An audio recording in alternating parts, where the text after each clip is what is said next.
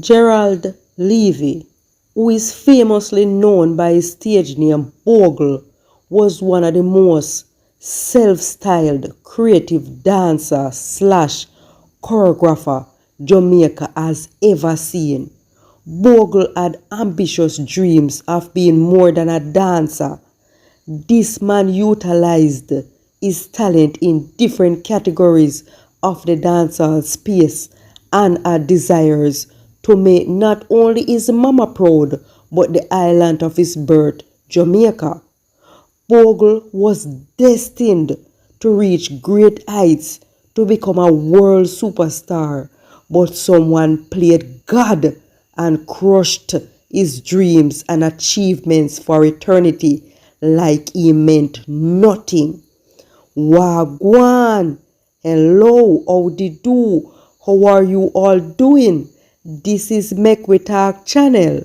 But before we go into the Bogle saga, please give this video a like, subscribe to the channel, and I look forward to reading your opinion in the comment section. As you all know, Bogle's legal name is Gerald Levy, and he was born in Trenchtown on August 22nd, 1964. Records showed he went to Charlie Smith's All-Age School, then on to St. George's College. The reason was not known why his stay at St. George's College was so short. As a growing boy, Gerald Levy was a lover of the performing arts, as was documented in the mid-70s and 80s. As proof, he made an appearance on the popular daytime show Ring Ding, hosted by the Honorable Louis Bennett on the then JBC TV, which was the only television station at that time on the island. And again, he danced on another live show aired every Saturday evening on JBC called Where It's At. That exposure to a public audience gives Gerald Levy the motivation to pursue his dreams. As a teen, going on to his 20s, he was all caught up in the pop and disco dances of that era, especially Michael Jackson's moonwalk and other famous dance moves in the pop music genres of the 80s. He would draw the crowd's attention when he started dancing. As a young man from a ghetto community, unlike his peers, Gerald Levy never had the desire to become a bad man or a gunman. In 1986, he took and passed the test to become a police officer, but did not show up for the scheduled interview out of fear of being labeled an informer. Gerald Levy's lightning of Paul Bogle, one of Jamaica's 7 national heroes, was unprecedented considering his environment. He admired the courage of Paul Bogle in the struggle to fight for the black race. So it was not surprising when he took on Bogle as his stage name, which in later years became a recognizable brand for the famous dancer. Gerald Bogle Levy had a charismatic, down-to-earth personality, and people were naturally drawn to him because of his jovial and gimmick nature. He was very close-knit with his family, especially his mother Dorothy Smith, affectionately called Miss Mia, whom he took very good care of, showering her with gifts from his success. He maintains his 6 children and frequently expresses his love for them in interviews. In the early 90s, Bogle started to get recognized in the dancehall for his dancing talent. His popularity became large when singers and DJs featured him in their music videos.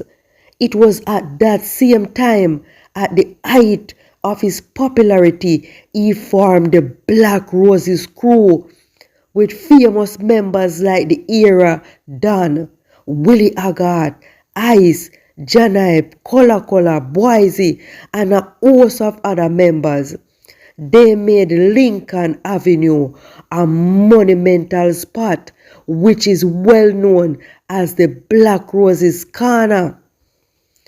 On the Black Roses Corner, Bogle invented and perfected many of his popular dance moves, such as the most popular dance in Jamaica to date, the Bogle dance. He was credited for helping many dancehall artists get recognized in dancehall by inventing catchy dance moves for their music videos. Artists such as Beanie Man, Elephant Man, Vice Mail, Deli Ranks, and a host of other dancehall celebrities. Bogle also proved that he was multi-talented when he was featured in the 1998 movie Belly, starring the now deceased DMX and Nas. Bogle wrote songs and co-wrote songs with dancehall artists to match his dance moves. Despite Bogle's ambitious aim of becoming the greatest dancer, he struggled and faced challenges due to the volatile and violent environment he resided in. And with him being close friends with the reputed gangster Don, Willie Haggard, who predeceased him in 2001, Willie Haggard was shot to death with two of his friends outside his business place. Haggard was said to be a badman gangster, and Bogle became a target for Willie Haggard's enemies, which resulted in him being shot multiple times. So did you find out who shot you? We know all things, man, but more time we just loud things. You understand me as a father? So how many times had you been shot? Shot on my neck already, yes, sir. Yeah. Not gonna talk. We get shot all yes already. Not gonna talk. Come here, no one never have done yet still. More time your company, yes, sir. That's some seed. Okay. The same as I say. So company is part of that? Yeah, man. You have to watch who you're with. Yeah, that's them thing. After the brutal slaying of his good friend Willie Haggard, who was a heavyweight financial backing member of his Black Roses crew, his murder triggered heated reprisal killings. Bogle fled the island in fear of his life.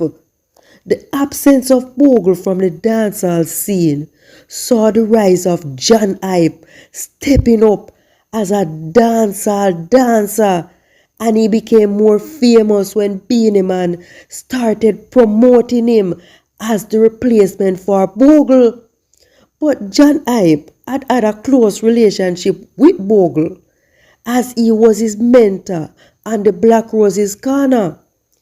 But the return of Bogle to the island triggered off what will be told as a part of dancehall history, the feud between the two dancers in the dancehall genre, John Hype and Bogle.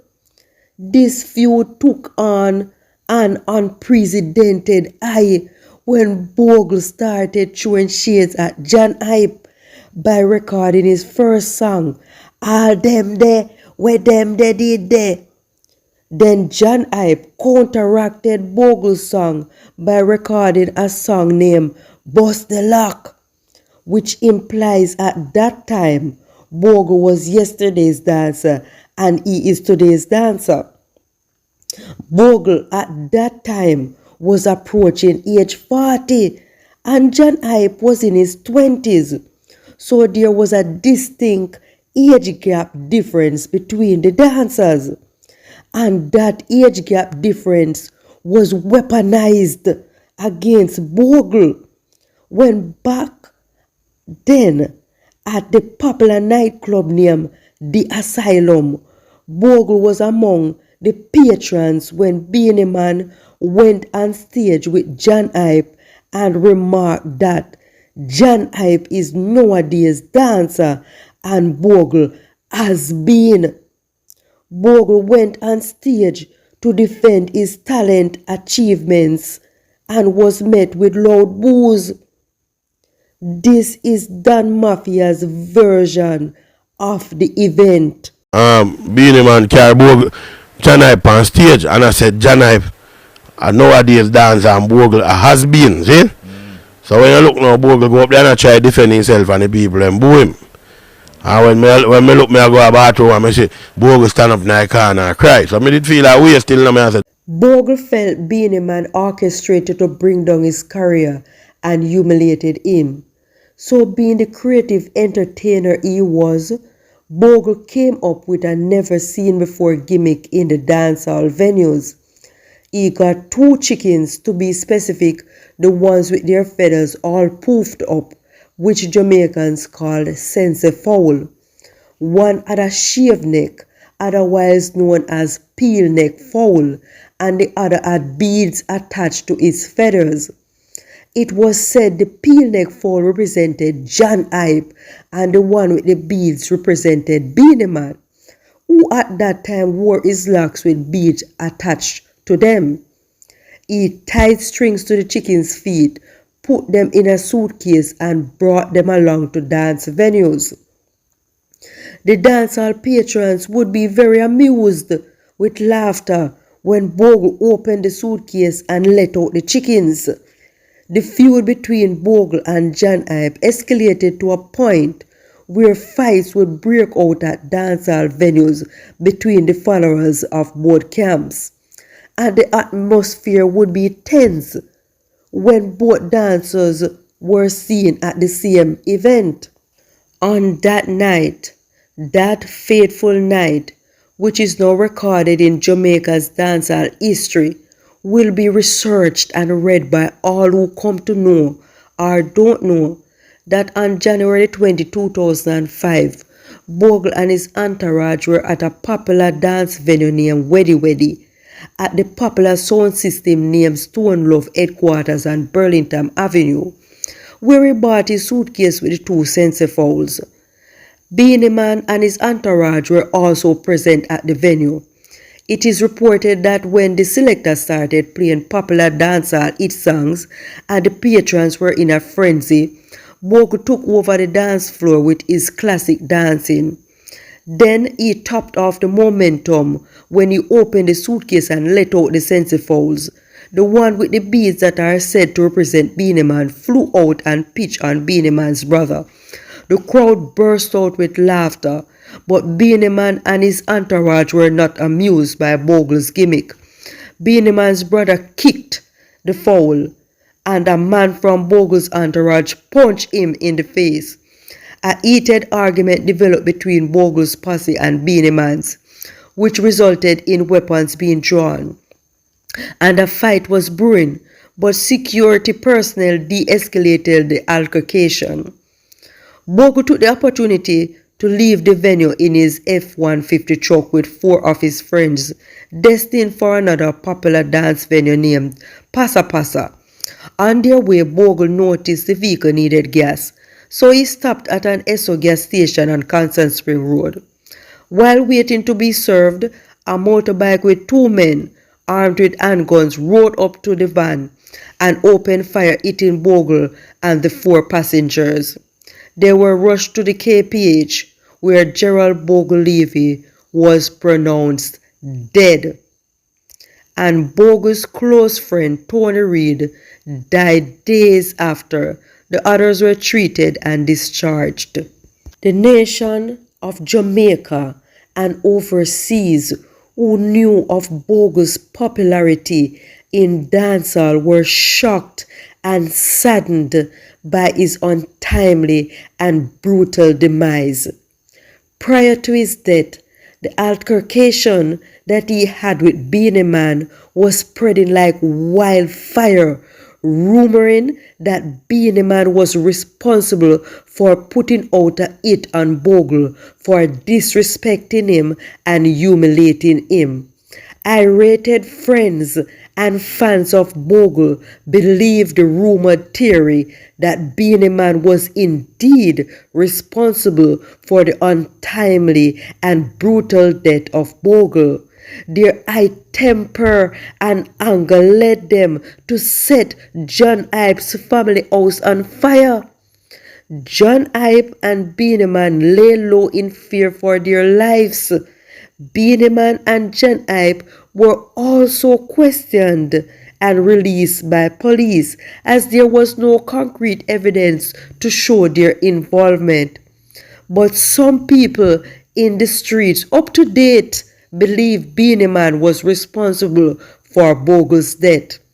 At that time, Beanie Man's career took a deep plunge, with him being rumored as the mastermind behind Bogle's killing. Inspired and written by Don Mafia, Beanie Man did a song named Them Tell One Bag a Lie.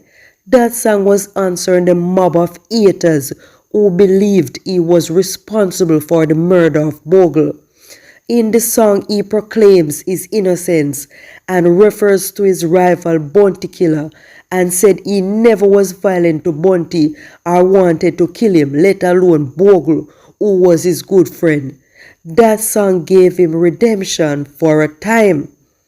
Beanie Man, in proving his innocence, stepped up further and put up $1 million reward for information in capturing those responsible for Bogle's murder. He also offered Bogle's mother financial assistance with the 9-9 for Bogle, and putting it mildly, she told him to go to hell along with some colorful Jamaican language. Like Gerald Bogle's leave his lifestyle, so was his funeral. Out of the norm, his body was laid for view at a wake on Black Rose's Corner on the 4th of February. Then again on the 5th of February at his stage show Like 9-Night, in which thousands turned out to celebrate his life. And his friends took turn on the stage giving remembrance and at the same time hurling insults at Beanie Man. On the 6th of February 2005, at the Kencat Seventh-day Adventist Church, Bogle's funeral service turned out thousands and thousands of mourners, including dancehall artists, government officials, and many fans. The funeral service portrays his lifestyle with a dancehall atmosphere, and most mourners dressed in Bogle's clothing design and busting Bogle's dance move, which proved challenging for the officiating pastor. Bogle's body was displayed in a glass casket with the name of his dance moves and slang written on it. With a festive motorcade, Bogle's body was transported in a glass-out chariot to Dovecot Cemetery, where he was buried.